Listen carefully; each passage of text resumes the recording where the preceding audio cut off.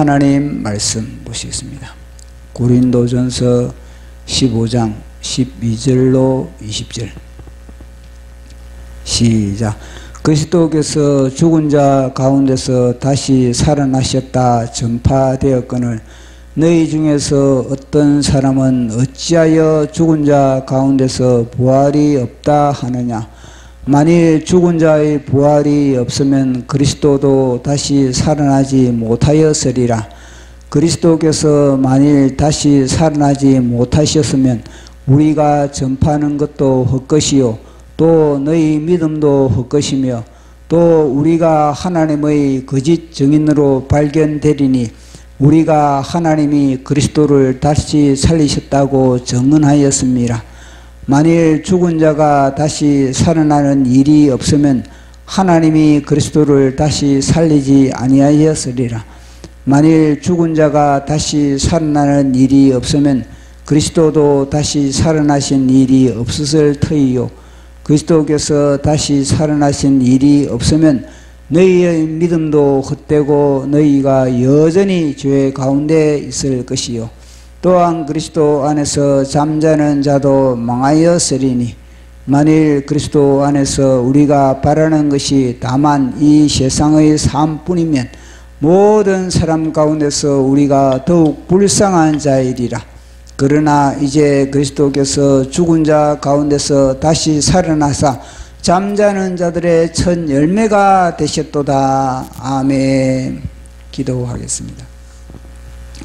성삼위일체 하나님 아버지, 오늘도 어김없이 이 공간에 좌정하심을 감사합니다. 오늘은 부활주의를 맞이하여서 사망 권세를 깨뜨시고 부활의 첫 열매가 되신 예수 그리스도를 찬양하고 영광 돌리는 주일날, 오늘도 우리의 각 사람의 삶의 모든 영역 가운데 주님의 부활의 증거가 나타나는 삶이 연속적으로 이어지는 우리의 삶이 되기를 원하나이다. 특히 하나님의 말씀을 오늘도 우리가 듣고자 합니다. 말씀의 현장으로 우리를 이끌어 주시고 그 말씀의 현장에서도 우리가 부활의 권세와 부활의 능력으로 우리가 탑재되어서 삶의 모든 현장에 사망 권세를 깨뜨신 주님의 승리의 깃발을 꽂고 풀리기는 그런 우리의 삶이 연출되게 하여 주시옵소서. 오늘도 말씀을 전하는 제 자신도 성령의 기름 부으신 바 가운데 주님께서 저에게 부어주신 영감을 아낌없이 100배 정폭되게 풀어내는 데 조금도 부족함이 없게 하여 주시옵소서. 이 모든 것 감사 영광 돌리며 예수님 이름으로 기도드리옵나이다. 아멘. 우리 예수 그리스도께서 이 땅에서 하신 모든 사역을 보시면 그것은 혁명적인 사건이 아닐 수가 없습니다. 그래서 우리는 예수님은 이 땅에 인류의 모든 혁명가 중에서 최고봉을 이루고 있다. 최고의 혁명가이시다는 것을 우리는 거듭 확인할 수가 있습니다. 이 혁명이란 것 자체는 참 인류의 역사에 있어서 많은 혁명들이 있었습니다. 변혁이 있었고 이 혁명으로 인해서 많은 피를 또 흘리기도 했습니다. 사실 혁명의 현장은 엄청난 그런 충돌의 현장이기 때문에 기싸움이 치열한 현장이 그 혁명의 현장입니다. 그러다 보니까 많은 희생이 따를 수밖에 없고 또 피를 흘릴 수밖에 없는 것입니다. 뭐 그렇다고 혁명의 현장에는 꼭 피를 흘려야만 되는가? 또 그렇지 않는 혁명들도 너무나 많이 있습니다. 우리 인류 역사상 뭐 농업혁명, 그러니까 이 원시 채집의 그런 하나의 그런 생활을 하다가 이제는 정착하면서 농사를 짓는 그런 농업혁명에 대해서도 그렇게 인류 문화사에서 이야기를 하고 있습니다. 또 뭐 산업혁명, 또 요즘은 뭐 정보화 혁명, 뭐 이런 것들은 피를 흘리지 않는 그런 혁명이지 않습니까? 제가 이 농업혁명에 대해서 제가 보면서 우리가 기존 배울 때 이 농업혁명은 인간이 채집 생활을 하다가 수렵 횟집 생활을 하다가 이제 정착하는 그런 하나의 그런 계기가 바로 이 농업혁명을 통해서 이루어졌다. 그렇게 이야기를 하고 있지 않습니까? 근데 제가 이걸 볼 때는 이것도 뭔가 거짓이다 하는 게 와닿는 겁니다. 아니, 창세기에는 아담의 첫 아들이 누굽니까? 아담의 첫 아들이 이 가인이 무엇입니까? 농사를 지었다 그렇게 했지 않습니까? 그러니까 아니, 인류는 처음부터 농사를 지었는데 무슨 농업혁명이 필요한가? 처음부터 하나님은 이 농사 짓는 것을 갖다가 체질화 시켜놨는데 그렇게 무슨 농업혁명을 통해서 인류가 정착생활을 했단 말인가? 아니, 가인 때부터 이미 농업은 체제적으로 우리 인간이 했는데 무슨 농업혁명이 뭐 있어야 되는가? 그 부분에 대해서 좀 더 깊은 묵상과 좀 더 연구가 있어야 될 것이다 하는 게 진대 와 닿는 겁니다. 그래서 이런 혁명을 피를 흘리는 혁명이든 피를 흘리지 않는 그런 혁명이든 많은 그런 기존의 그런 문화와 그리고 또 새로운 이 세력간의 그런 충돌이 있을 수밖에 없고 갈등이 있을 수밖에 없는 것이 혁명인 겁니다. 자, 근데 우리 예수님의 혁명은 아주 특이한 혁명입니다. 이 땅의 모든 혁명과 차원이 다른 하늘의 혁명을 우리 예수님은 하신 겁니다. 그 하늘의 혁명이 무엇이겠습니까? 그것은 바로 우리 각 개인의 그 모든 영혼을 구원하는 죄로부터 인류의 그런 죄로부터 인간을 구원시키는 그런 구원의 혁명을 일으켰다는 겁니다. 그러니까 하늘나라의 시스템, 그동안의 기존 모든 혁명들은 땅에서 이루어진 그런 혁명이지만 땅의 것을 가지고 땅에서 이루어진 혁명이지만 우리 예수님은 하늘의 것을, 하늘의 시스템을, 하나님의 나라를 이 땅에 그렇게 끌어온 그런 하나의 그런 틀을 완전히 뒤바꾸는 그런 혁명을 우리 예수님은 하신 겁니다. 그래서 영혼 구원의 혁명입니다. 영혼 구원의. 이 영혼 구원에 우리 인간의 이 영혼을 갖다가 죄 가운데, 죄의 사망의 권세에 완전히 굴레에 빠져 있는 우리 인간의 영혼을 갖다가 자유케 하는, 우리 영혼을 갖다가 해방시키는 그런 혁명을 우리 예수님은 하신 겁니다. 이 영혼 구원의 혁명이 파생적으로 이제는 일어나가지고 한 그런 개인뿐만 아니라 이제는 문화사에서 그리고 전 인류를 갖다가 모든 이 혁명의 영향을 파급적으로 그렇게 전파하고 이룬 거 아니겠습니까? 그래서 우리 예수님의 혁명이 가장 인류 역사상 가장 혁혁한 그리고 기념비적인 최고봉의 혁명이다 라는 것을 역사가는 말을 해주고 있는 겁니다. 그래서 우리 예수님을 통해서 뭐냐면요, BC 그럼 또 AD가 딱 갈라지는 겁니다. 그것이 뭐냐면요, 혁명의 우리 예수님이 이곳에 혁명의 깃발을 딱 꽂은 이후로부터 이 과거와 현재, 그러니까 기원 전 그리고 기원 후 그렇게 나누어진 거 아니겠습니까? 이거는 인류 역사가들도 인정을 하는 것입니다. 우리 예수님의 혁명이 최고의 그런 혁명이라는 것을 인정을 해서 이 기원 전과 기원 후로 그렇게 나누고 있는 겁니다. 그래서 우리 예수님의 이 혁명의 현장에 보면은, 그러니까 그동안에 이 우리 예수님의 이 혁명을 굉장히 방해 세력이 많았던 겁니다. 뭐 다른 혁명도 마찬가지지만은 우리 예수님의 이 혁명을 통해서 혁명의 대상이 뭐냐면요, 바로 이 마귀는 마귀로부터 하나님은 우리를 갖다 해방시키려고 하시기 때문에 이 마귀는 끊임없이 우리 예수님과 충돌을 일으킬 수밖에 없고, 그래서 방해를 할 수밖에 없는 겁니다. 그래서 혁명의 현장은 늘 그렇듯이 뭐냐면 갈등이 있지 않습니까? 갈등이, 싸움이 있는 겁니다. 그래서 우리 예수님은 이 마귀와의 영적 전투를 그렇게 벌이기 때문에 당연히 어디겠습니까? 말이 그칠 수밖에 없는 겁니다.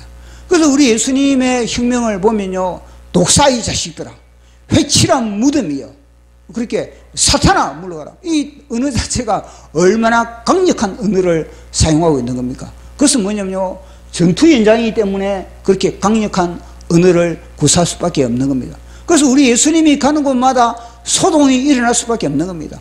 왜냐면요, 삶의 변화를 갖다가 이 마귀의 영역을 갖다가 기존 마귀의 영역을 갖다가 파시하고 그 마귀의 영역을 갖다가 뽑고 그 양의 영역을 갖다가 파괴하고 그리고 그것을 다시 심고 건설하는 그런 하나의 우리 예수님의 혁명이기 때문에 마귀가 가만히 있겠습니까? 마귀도 수수방관하지 않고 자기의 그런 진지를 더욱더 완고하게 구축하면서 이 대항을 하는 겁니다. 그러니까 예수님이 가는 곳마다 막 소동이 일어날 수밖에 없는 겁니다. 그것은 하나의 그런 풍파가 일어나고 진동이 일어나고 지진이 일어나고 그렇게 예수님이 가는 곳마다 이 소동으로 인해서 완전히 그 현장들이 다 아수라장이 될 수밖에 없는 현장인 겁니다.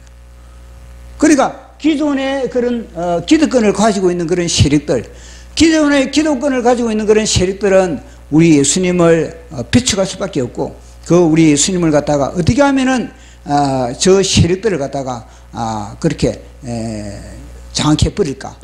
그 온갖 계계와 기술을 꾸밀 수밖에 없는 그런 부분을 우리는 보게 되는 겁니다. 자, 그러다가 우리 예수님이 갑자기 그렇게 변한 겁니다. 아니, 그렇게 왕성한 그런 혁명을 일으켰으면서 가는 곳마다 완전히 소동이 일어나고 그리고 정치계에서 모든 사람들이 이제는 주목을 하는 정치계에서는 그렇게 참 유심히 바라보는 요주의 인물로 그렇게 바라보고 있는 그런 가운데서 자 이제 우리 예수님이 갑자기 이 십자가에서 맥없이 그렇게 희생을 당한 겁니다. 그러니까 예수님의 제자들은 이게 이해가 안 가는 겁니다.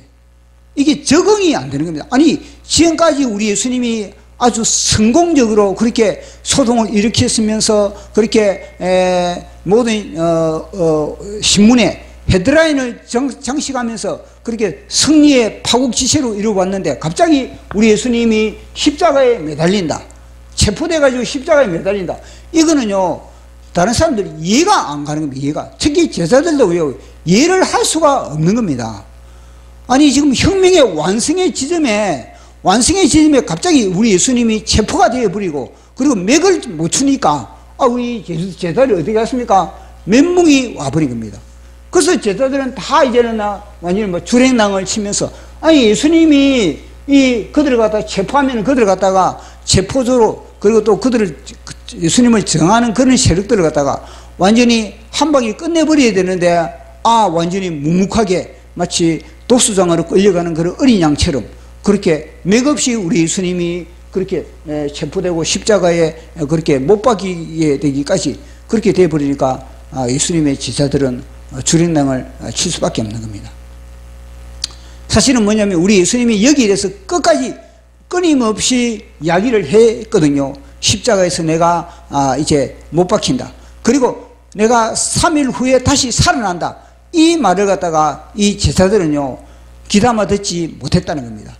오직 이 제자들은 우리 주님이 혁명을 일으키면은 이 혁명에 동참한 나의 그런 이익, 나에게 주어지는 그런 혜택, 그것만 골똘히 생각하다 보니까 우리 예수님이 십자가에서 못 박히시고 장사한 지 사흘 만에 다시 살아난다는 이것에 대해서는 완전히 기가 닫혀버린 겁니다.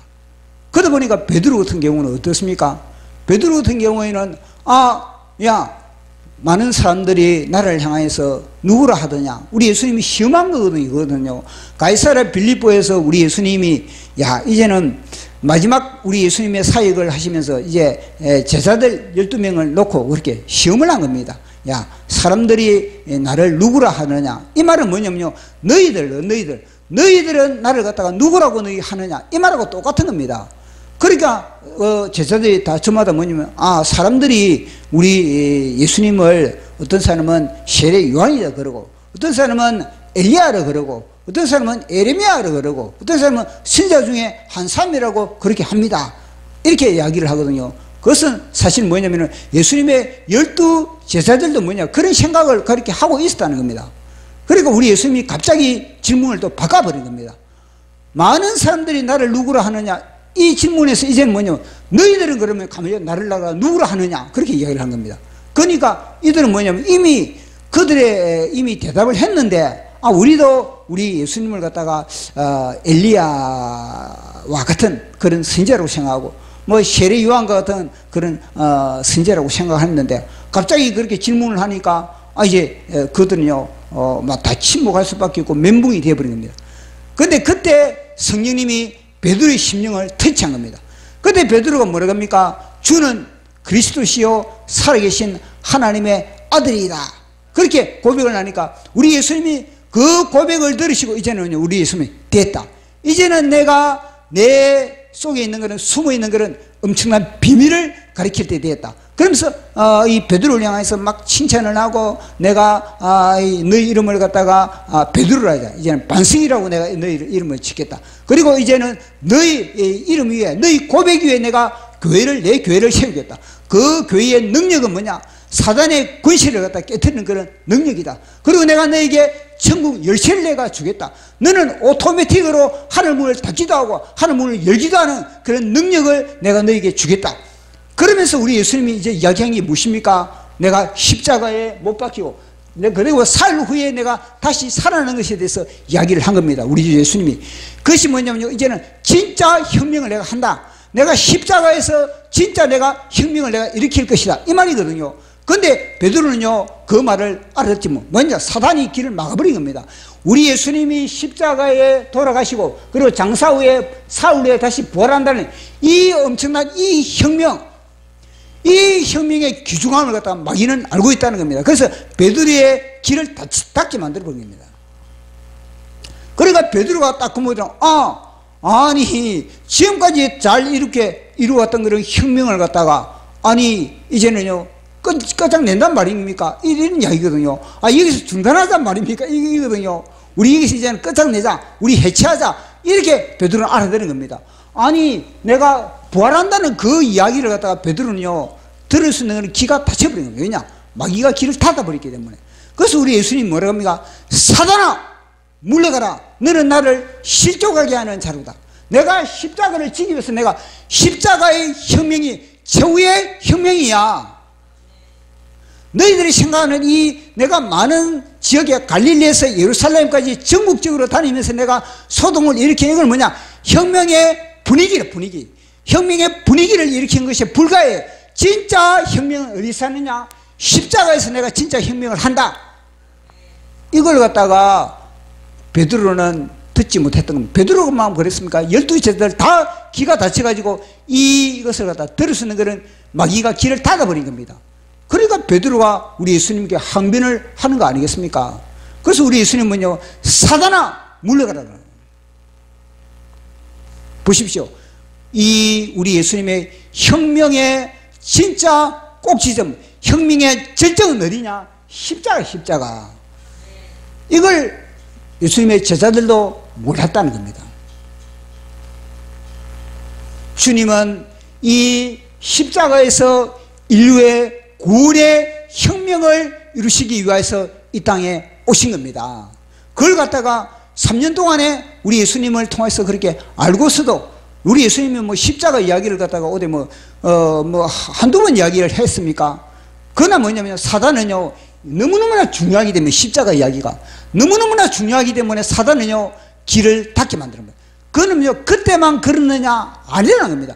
지금도 마찬가지예요. 지금도 예수님이 십자가 이후에 모든 역사 속에서 다 뭐냐면 사단은 끊임없이 뭐냐면요, 이 십자가의 중요성, 예수 그리스도께서 십자가에 왜 못 박히야만 되는지, 예수님은 십자가에서 혁명의 최고봉이라는 것, 십자가에서 혁명을 일으켰다는 이 자체를 갖다가 길을 닫게 만드는 겁니다. 다 길을 닫게 만들고 십자가의 귀중성을 갖다가 이야기를 하지 못하게 만들고 그것을 갖다가 소중히 여기지 못하게 그렇게 마귀가 다 그렇게 영혼의 길을 닫게 만드는 겁니다. 그만큼 십자가가 중요하다는 겁니다.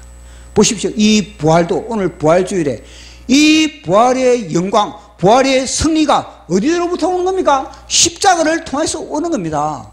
우리 주님이 십자가에서 사단의 머리를 박살내지 않았다면, 예수 그리스도의 피로서 사단의 진지를 초토화시키지 않았다면 이 부활이 어떻게 주어지는 겁니까? 그러니까 이 부활도 뭐냐면요, 십자가를 통해서 이 부활이 주어질 수밖에 없는 겁니다. 그래서 십자가 이걸 갖다 빼놓고는요, 절대 이 부활의 영광을 갖다가, 부활의 영광을 우리는요 노래할 수도 없는 것이고, 그 부활의 영광을 체득할 수도 없는 것이고, 우리가 부활의 소망을 갖다가 우리 속에서 더욱더 불꽃처럼 타오를 수 있는 그런 능력도 뭐냐, 십자가를 통해서 주어지는 겁니다. 십자가를 내가 진 것만큼, 내가 십자가로서 예수 그들과 한 몸이 된 것만큼 우리는요 부활의 영광 가운데 거할 수 있는 것을 말씀해 주고 있는 겁니다. 보십시오. 성령 충만도 무엇입니까? 성령 충만도. 사도 바울이 이 고린도전서에 내가 심히 두리고 떨었다, 너희들에게 복음을 전파함에 있어서 내가 성령의 나타남, 이 사실은 성령의 나타남이 일어나지 않을까? 성령의 데모거든요. 그거는요 단순히 성령의 나타남 이 단어보다도 성령의 데모입니다. 이 성령의 데모가 뭐냐면요 혁명. 내가 성령의 혁명을 내가 일으켜야 되는데, 성령의 혁명이 내가 나타나지 않을까? 내가 힘이 두렵고 떨었노라. 이 성령의 나타남에 늘 정광훈 목사님이 이야기를 하는 주제가 그거지 않습니까? 보십시오. 그 부분도 우리가 한번 살펴보도록 하겠습니다. 자, 고린도전서 2장.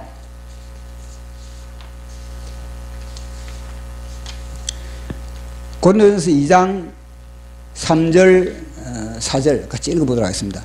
내가 너희 가운데 거할 때 약하고 두려워하고 힘이 떨었노라. 내 말과 내 전도함이 설득력 있는 지혜의 말로 하지 아니하고 다만 성령의 나타나심과 능력으로 하여 너희 믿음이 사람의 지혜에 있지 아니하고 다만 하나님의 능력에 있게 하였습니다. 아멘. 이 뭐냐면요 성령의 나타남, 성령의 이 데모는 하나님의 능력이라는 겁니다. 근데 하나님의 능력은 어디서부터 오는가? 그것은 뭐냐면 바로 십자가를 통해서 뭐냐면 하나님의 능력이 나타나는 겁니다. 십자가를 통해서 성령의 데모가 일어난다는 겁니다. 그러니까 우리가 십자가를 짊어지지 않고 십자가를 우리가 알지 못하면서 우리는 성령의 나타남, 성령의 데모를 일으킬 수가 없다는 것을 이야기해 주고 있는 겁니다. 그래서 하나님의 능력과 하나님의 지혜는 뭐냐? 바로 십자가. 자, 다시 한번 읽어보도록 하겠습니다. 이제는 17절, 18절 시작.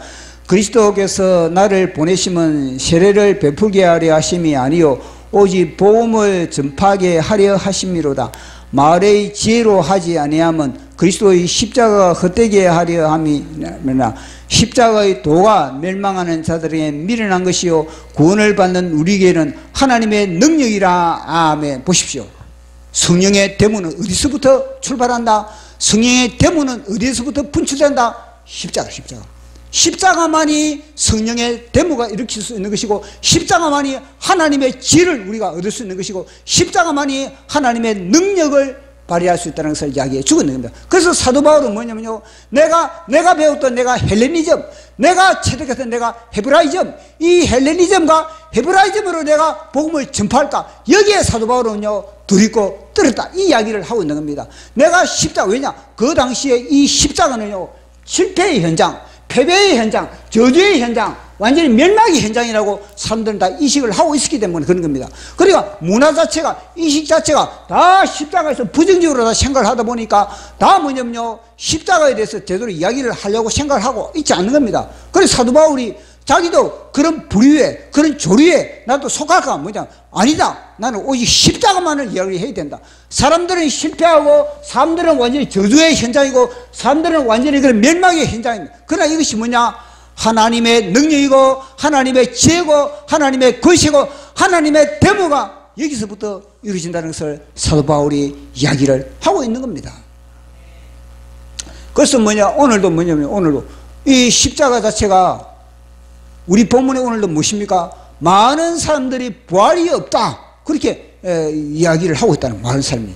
이 고린도 교회에 이 부활의 능력, 부활의 교리, 부활의 진리를 갖다가 믿지 않는 겁니다. 어찌하여 부활이 없다 하느냐? 그래서 사도 바울이 안타까워하는 겁니다. 너희들은 어찌하여 부활이 없다 하느냐? 이건 뭐 이 말은 무엇입니까? 너희들은 어찌하여 십자가를 부여잡지 못하느냐? 예수 그리스도의 십자가를 부여잡지 못하니까 부활도 뭐냐면요 마귀가 삼켜버리는, 부활도 초치를 하는 겁니다. 그래서 뭐냐면 내가 십자가를 짊어지고 내가 십자가를 부여잡은 것만큼은요 부활이 우리 속에는요 찬란한 겁니다. 부활의 영광이 빵빵한 겁니다. 부활의 빛을 발휘하는 겁니다. 그러나 아니실까? 고린도 교회 사람들은요, 이 십자가를 갖다가 짊어지지 못하고 십자가의 의미를 깨닫지 못하니까 뭐냐면요, 부활이 없다 그렇게 헛소리를 하고 있는 겁니다. 그래서 사도 바울이 어찌하여 너희들은 십자가를 지지 않느냐 이 말이거든요. 어찌하여 너희들이 죽은 자의 부활이 없다느냐 이 말은 다른 말이야. 어찌하여 너희들이 십자가의 경험이 없느냐, 십자가의 체득이 없느냐 이 말과 똑같은 겁니다. 자 보십시오. 몇 절입니까? 15장 12절 같이 읽어보도록 하겠습니다. 시작. 그리스도께서 죽은 자 가운데서 다시 살아나셨다 전파하였거늘 너희 중에서 어떤 사람들은 어찌하여 죽은 자 가운데 부활이 없다 하느냐. 아멘. 보십시오. 어찌하여 죽은 자 가운데서 부활이 없다 하느냐. 그건 뭐냐면 그런 인식과 그런 믿음을 가지고 있는 것은 뭐냐. 그들은 십자가를 짊어지지 않았다는 겁니다. 십자가를 짊어진 사람은요 확고한 부활, 확실한 부활, 양보할 수 없는 그런 부활의 영광을 늘 가슴에 그렇게 찬란하게 소유할 수밖에 없다는 것을 말씀해 주고 있는 겁니다. 만약에 죽은 자의 부활이 없다는 것 자체는 너희들이 그렇게 여기고 있는 그런, 너희들이 그렇게 인식하고 있는 죽은 자의 부활이 없다는 것은 그것은 뭐냐? 예수 그리스도도 부활할 수가 없다는 겁니다. 너가 만약에 그런 인식을 가지고 있다면, 너가 그런 인식을 가지고 있다는 것 자체는 이미 뭐냐? 사단에게 밥이 되었다는 겁니다. 예수 그리스도의 부활도 없을 것이다. 그러나 뭐냐? 우리가 부활을, 예수 그리스도의 부활을 전파하는 우리도 뭐냐? 헛되는 것이다. 헛된 거. 너희 믿음도 헛된 것이라는 겁니다. 예수 그리스도의 부활이 없다면 너희 믿음도 헛된 것이고 우리가 전파하는 것도 헛된 것이고, 그러면 또 뭐냐면요, 여전히 죄 가운데 있는 것이다. 예수 그리스도의 부활은요, 예수 그리스도의 십자가를 증거하는, 십자가를 증명하는, 십자가에서 사단의 머리를 박살낸 것을 갖다가 증명하는 것이 뭐냐? 부활이라는 부활. 그래 그 부활을 통해서 만약에 너희들이 이 부활이 없다면 여전히 너희들은 뭐냐? 사단의 종노릇 할 수밖에 없는 상태다. 만약에 부활이 없다면 우리의 삶은 모든 세상 사람들보다 최고 불쌍한 자들이 바로 우리다. 부활의 교리를 가지고 있는, 부활의 진리를 가지고 있는 우리가 최고 불쌍한 자들이라는 겁니다. 사도 바울이. 왜냐? 우리의 모든 인생을 갖다가, 우리의 모든 인생의 기회과 시간과 물질과 재능을 갖다가 다 부활을 위해서 다 투자한다는 겁니다. 우리 인생은 그렇게 투자했다는 겁니다. 우리 예수님이 천국 비유를 할 때 이야기를 했지 않습니까? 어떤 사람이 밭에 진주를 갖다가, 밭에 감춰져 있는 그런 진주를 갖다가 발견을 한 겁니다. 그 진주를 발견했는데 보니까 그 진주를 구하기 위해서, 그 진주를 소유하기 위해서 밭 전체를 사버린 겁니다. 밭 전체, 밭이 중요한 것이 아니라 이 사람은 뭐냐면 그 진주가 중요하기 때문에 밭 전체를 갖다가 나의 모든 통장을 다 털어가지고 나의 모든 것을 빚을 내가지고 그 밭을 다 구입한 겁니다. 왜 밭을 그렇게 구입했습니까? 다름 아니라 그 밭의 진주가 무엇입니까? 부활이에요, 부활. 예수 그리스도의 부활, 영광의 부활, 부활의 이 모든 영광을 갖다가 내가 소유하기 위해서 나의 인생의 모든 것을 내가 다 투자해서 내가 그것을 샀다. 이런 비유를 하고 있지 않습니까? 그만큼 나의 모든 기회를 갖다가 오직 더 좋은 부활을 위해서, 더 영광스러운 부활을 위해서, 더 존귀한 부활을 위해서 우리 인생을 갖다가 투자했는데, 그러면 만약에 부활의 영광이 없다면은, 부활이 없다면은 우리는요 최고 불쌍한 자다. 그렇게 사도 바울이 이야기를 하는 것이지 않습니까? 그래서 사도 바울의 이야기는 뭐냐면요, 나는 날마다 죽노라. 나는 날마다 죽는 이유가 무엇입니까? 나는 더 좋은 부활을 위해서, 나는 더 영광스러운 부활을 위해서, 나는 더 해같은 부활을 위해서, 나는 삶의 현장에서 나는 내 인생을 갖다가 전적으로 나는 부활을 위해서 나는 매진한다, 투자한다. 이런 이야기를 사도 바울이 하는 거거든요. 그래서 사도 바울이 강조하는 것이 뭐냐면요, 우리 몸은, 우리 몸, 우리의 이 몸을 갖다가 사도 바울이 강조하는 우리 몸을 이 몸을 갖다가 육의 몸을 갖다가 그러고 또 뭐냐면 우리 이 몸이 하나님 그 썩어질 것 그러면 이거 욕된 거 몸의 부활을 위해서 우리 약한 몸 썩어질 몸 그 다음에 또 욕된 몸 이 모든 것이 뭐냐면요 다 뭐 부활과 연결되어 있다. 이게 뭐냐 심는 원리 이거 우리의 육의 몸을 심어야 우리는요 신령한 몸으로 우리는 부활할 수 있다는 겁니다. 우리가 욕된 몸을 심어야 우리는요 영광스러운 몸으로 우리는 다시 부활할 수가 있다는 겁니다. 그것을 갖다 사도 바울이 강조를 하고 있는 겁니다. 자, 우리 고린도 전서 15장 42절 44절 시작. 죽은 자의 부활도 그와 같으니 썩을 것으로 심고 썩지 아니할 것으로 다시 살아나며 욕된 것으로 심고 영광스러운 것으로 다시 살아나며 약한 것으로 심고 강한 것으로 다시 살아나며 육의 몸으로 심고 신령한 몸으로 다시 살아나니 육의 몸이 있은즉 또한 영의 몸이 있느니라. 아멘. 이거는요 네 번을 걸쳐서 똑같은 말인데 표현을 갖다가 네 가지로 뭐냐면요 강조를 하고 있는 겁니다. 네 번에 갇혀서 강조를 그만큼 뭐냐면 부활이 중요하다. 그만큼 뭐냐 심는 것이 중요하다. 우리 인생에 있어 이 모든 몸은 다 썩을 몸인데 우리 몸은 욕된 몸인데 우리의 몸은 약한 몸인데 그러나 이걸 갖다가 예수 그리스도의 부활의 영광을 위해서 심는 이런 원리 그런 삶을 살아가는 겁니다. 얼마나 복된 겁니까? 예수 그리스도를 위하여 사는 삶 자체가 이거는요 우리가 예수 그리스도를 믿지 않고 우리가 예수 그리스도 안에 속하지 않다면 우리는 썩을 몸이고 욕된 몸이고 약한 몸이고 그렇게 우리는 별 볼 일 없는 것인데 그러나 우리가 예수 그리스도 안에서는 뭐냐 이 몸이 뭐냐 하나의 그런 투자금이에요. 투자금 하늘 투자금이 우리 자체가 뭐냐면요 투자금 우리의 시간이 뭐냐면 하늘 투자금이고 우리의 모든 재능이 하늘 투자금이고 우리의 모든 물질이 하늘의 투자금입니다.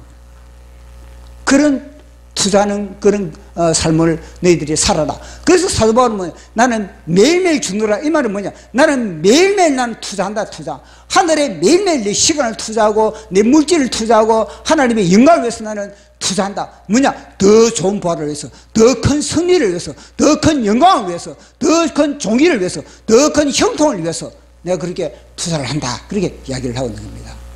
그래서 오늘 부활주의를 맞이해서 우리의 인생도 사도 바울같이 그렇게 우리도 이 영광의 부활을 우리도 해의 부활을 위해서 우리 영원한 부활 그 뭐니까 그 부활이 뭐냐 다 뭐냐면요 이 십자가에서 십자가를 통해서 뭐냐면요 모든 영광 부활의 영광이 다 여기서부터 분출된다는 것을 우리가 잊지 말고 십자가의 근본 베이스를 가지고 우리가 신앙생활을 해야 되는 겁니다. 그래서 우리 예수님은 십자가에서 우리 예수님은 혁명을 완수했지만 우리는요 십자가를 통해서 우리 혁명의 기초가 되는 겁니다. 기초가. 그래서 십자가에서 통해서 우리 십자가 기초가 되고 그리고 이제는요 성령의 데모도 뭐냐 성령을 통해서 혁명도 뭐냐 십자가를 통해서 우리가 해야 되는 겁니다. 그래서 우리는 십자가가 없는 뭐 성령 충만 뭐 성령의 나타남 뭐 성령의 혁명은 다 뭐냐면 사기당하고 있다는 겁니다. 사기를 당하지 않으려면 우리는 오직 십자가에서 예수 그리스도와 함께 내가 십자가에 못 박혔을 때 비로소 우리는요 성령이 우리를 통해서 뭐냐 삶의 현장에서 데모를 일으킬 수 있다. 우리 예수님도 보십시오. 우리 예수님은요 세례를 받을 때 이미 하늘문이 열리고 우리 예수님은 세례를 받을 때 성령의 데모가 일어나버린 겁니다. 우리 예수님은 세례와 함께 성령의 데모를 그 현장에서 일어난 겁니다. 그런데 우리는요 우리 예수님의 십자가를 통해서 우리는 우리 자신이 주님과 함께 성령의 데모를 우리는 성령을 통해서 받아야 되지 않겠습니까? 그 성령을 우리가 받을 수 있는 그릇이 무엇입니까? 십자가. 그래서 우리가 십자가를 통해서 우리가 성령의 불을 담아서 성령의 데모를 일으키는 하늘 농사, 하늘 농부, 하늘 곳간에 우리가 모든 농사를 그렇게 이 농작물을 채우는 그런 저와 여러분 되기를 예수 그리스도 이름으로 축복합니다. 찬양하고 기도하는 시간 갖도록 하겠습니다.